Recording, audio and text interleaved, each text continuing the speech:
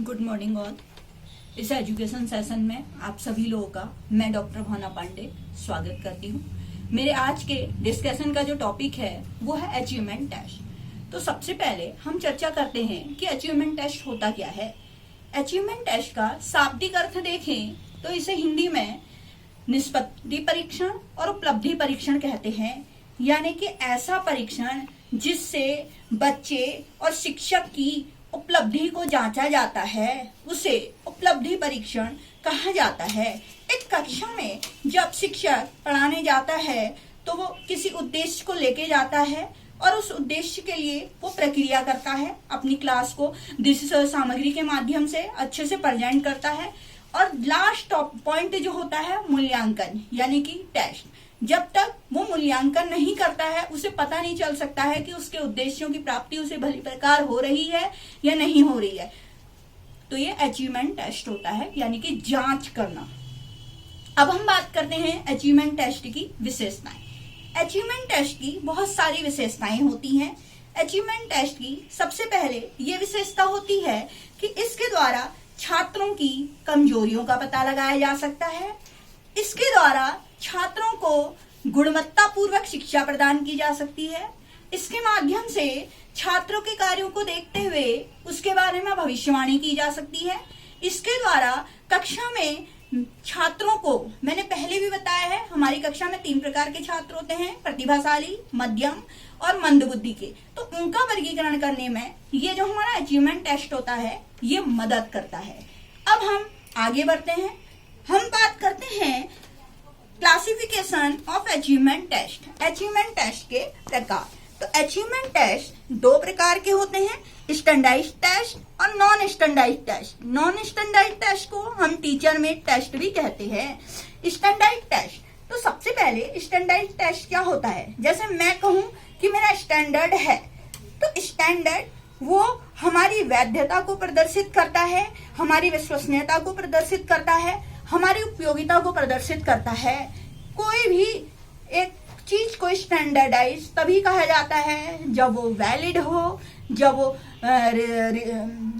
Reliable हो और जब यूजेबल हो, यूजेबिलिटी उसमें हो, यानी कि समय की मांग को पूरी तरह पूर्ति कर रहा है, यानी कि कसौटियों पर खरा उतरा है।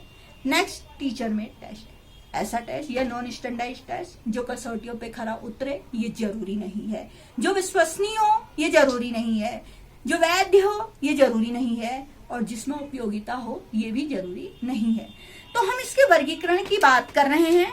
अब हम लेते हैं स्टैंडर्डाइज्ड टेस्ट, इसका हम वर्गीकरण कर रहे हैं। तो आप देखिए, interest test, aptitude test, personality test, attitude test और इंटेलिजेंस टेस्ट। सबसे पहले हम बात करते हैं इंटरेस्ट टेस्ट, रुचि परीक्षण। हम किसी भी बच्चे को किसी भी क्षेत्र में भेजना चाहते हैं, या आप देख रहे हैं आज की शिक्षा बाल केंद्रित शिक्षा है। बाल केंद्रित यानी कि बालक की रुचियों को, भावनाओं को, क्षमताओं को ध्यान में रखकर दी जाती है।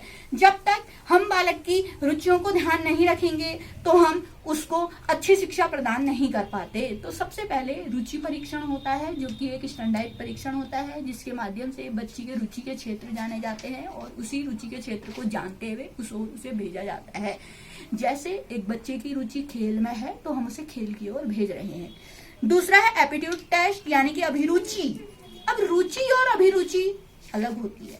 रुचि, जो रुचि होती है एक क्षण भर का हमारे किसी के प्रति लगाव होता है, और अभिरुचि हमारी पूर्ण तरह से उस पर लगाव होता है, उसके लिए जी जान से हम प्रतिबद्ध हो जाते हैं। जैसे मैंने कहा, मैं बचपन से ही टीचर बनना चाहती थी, तो मेरा एप्टीट्यूड था, मेरी उस क्षेत्र के प्रति रुचि थी, और लास्ट में मैं अभी भी उस क्षेत्र में आई हूँ। नेक्स्ट है पर्सनैलिटी टेस्ट, व्यक्तित्व परीक्षण। ये व्यक्तित्व परीक्षण के द्वारा बच्चे के व्यक्तित्व के गुणों को जांचा जाता है और उनकी कमियों को जांचते हुए उनमें कोई सुधार जरूरी होता है वो सुधार किया जाता है। नेक्स्ट है एटीट्यूड टेस्ट। एटीट्यूड यानी कि किसी भी चीज के प्रति हमारी अभिवृत्ति या दृष्टिकोण या नजरिया। तो हम बच्चे के नजरियों को, रुचियों को जानते हुए उसे उस क्षेत्र में भेजते हैं। जैसे कि किसी का नजरिया हमारा क्रिकेट के प्रति पॉजिटिव है, फुटबॉल के प्रति पॉजिटिव नहीं है, तो हम उसके क्रिकेट के प्रति उपलब्धि नजरिए को देखते हुए उसे उस क्षेत्र में भेजते हैं। किसी का इंजीनियरिंग के क्षेत्र पे नजरिया अच्छा नहीं है, शिक्षा के क्षेत्र पे नजरिया अच्छा है, तो हम उसे उस क्षेत्र को भेजते हैं, यानी कि ये हम बच्चों को जांचते हैं यहाँ पर। नेक्स्ट है इंटेलिजेंस टेस्ट। बच्चे की बुद्धि लब्धि को जांचते हुए ही हम उसे आगे बढ़ने को मौका देते हैं। उपलब्धि परीक्षण, यानी कि यहाँ पर बच्चे की बुद्धि लब्धि याद की जाती है, और मैंने आपको पहले भी बुद्धि लब्धि याद करने का सूत्र बताया है कि IQ इक्वल टू क्या होता है, mental age upon chronological age into 100। इसके माध्यम से हम बच्चे की उपलब्धि जानते हैं और उपलब्धि को जांचते हुए उसकी बुद्धि लब्धि जांचते हैं, और बच्चे की उस बुद्धि लब्धि को जांचते हुए उसे उसी के अनुसार शिक्षा प्रदान करने में मदद करते हैं। ये तो हमने बात करी स्टैंडर्ड टेस्ट की। अब मैं आगे बढ़ रही हूँ, अब मैं क्लासिफिकेशन कर रही हूँ नॉन स्टैंडर्ड टेस्ट, या जिसे मैं टीचर मेड टेस्ट कह रही हूँ, उसका डिवीजन। यहाँ देखिए आप, ये नॉन स्टैंडर्ड टेस्ट 3 प्रकार का होता है। सबसे पहले रिटन टेस्ट, दूसरा ओरल टेस्ट, तीसरा प्रैक्टिकल और परफॉर्मेंस टेस्ट। सबसे पहले रिटन टेस्ट। बच्चों, हम पेपर देते थे ना, जब हम बहुत पहले पेपर देते थे तो उस टाइम हमारे 10 क्वेश्चन आते थे, उसमें से हमें 5 लॉन्ग करने होते थे। वो प्रकार का होता था, वो हमारा एसे टाइप टेस्ट होता था। दूसरा आप देखिए, उसके बाद हमारे पेपर का पैटर्न चेंज हो गया, उसमें ऑब्जेक्टिव आते थे, 10 बहुविकल्पी आते थे, वो करना होता था, अति लघु, लघु और दीर्घ उत्तरी, इस प्रकार से हमारा पैटर्न बना होता था। तो यानी कि इसे 2 भागों में बांटा गया है, ऑब्जेक्टिव टाइप टेस्ट और एसे टाइप टेस्ट। अब ऑब्जेक्टिव टाइप टेस्ट को भी हमने अन्य भागों में बांटा है, रिकॉग्नाइज टाइप टेस्ट और रिकॉल टाइप टेस्ट। रिकॉग्नाइज जब हम किसी नए ज्ञान का परीक्षण करते हैं, और रिकॉल टाइप टेस्ट जब पुरानी ज्ञान का परीक्षण करते हैं। अब यहाँ पर आप देख रहे हैं रिकॉग्नाइजेशन टेस्ट को भी मैंने बहुत भागों में बांटा है। Alternate test, multiple question test, matching type question test, classification test, यानी कि विभिन्न प्रकार के प्रश्न होते हैं। पहले अल्टरनेट टेस्ट। अल्टरनेट टेस्ट, आप नाम से ही, वहां पर हमें विकल्प दिया जाता है, यानी कि हमें सही या गलत को बताना होता है, या 2 चीज दी होती हैं, उन 2 में से एक चीज का चूज करना होता है। जैसे मैं आपसे पूछ रही हूँ, मैं बाजार जा रही हूँ, आपके लिए वेनिला वाली आइसक्रीम लानी है या चॉकलेट वाली आइसक्रीम लानी है। नेक्स्ट देखिए मल्टीपल टाइप क्वेश्चन, यानी कि मल्टीपल टाइप टेस्ट। यहाँ पर एक क्वेश्चन पूछा जाता है और उसके 4 विकल्प दिए जाते हैं, और उनमें से एक विकल्प का चयन हमें करना होता है। जैसे हमारे देश के प्रधानमंत्री कौन है, हमने 4 नाम दे दिए, उसमें से आपको एक को चूज करना है। नेक्स्ट है मैचिंग टाइप टेस्ट। यहाँ पर हमें 2 वर्ग बनाए जाते हैं। वहां पर एक टाइप में हमने 4 पॉइंट रख दिए, दूसरे 4 पॉइंट्स रख दिए, और इनको मैच करना होता है कि कौन किससे कोरिलेट हो रहा है। जैसे मैंने दिया सर्वोदय आंदोलन, भूदान आंदोलन, और उधर मैंने लिख दिया महात्मा गांधी विनोबा भावे, तो आपको मैच करना है कि इनसे रिलेटेड कौन है। नेक्स्ट हम बात कर रहे हैं क्लासिफिकेशन टेस्ट। क्लासिफिकेशन टेस्ट यहाँ पे वर्गीकृत किया जाता है। जैसे यहाँ पर हम अलग अलग वर्गों में रख देते हैं। जैसे हमने ये कहा कि लकड़ी, चिमटा और बर्तन, इसको वर्गीकृत कीजिए धातु और अधातु में।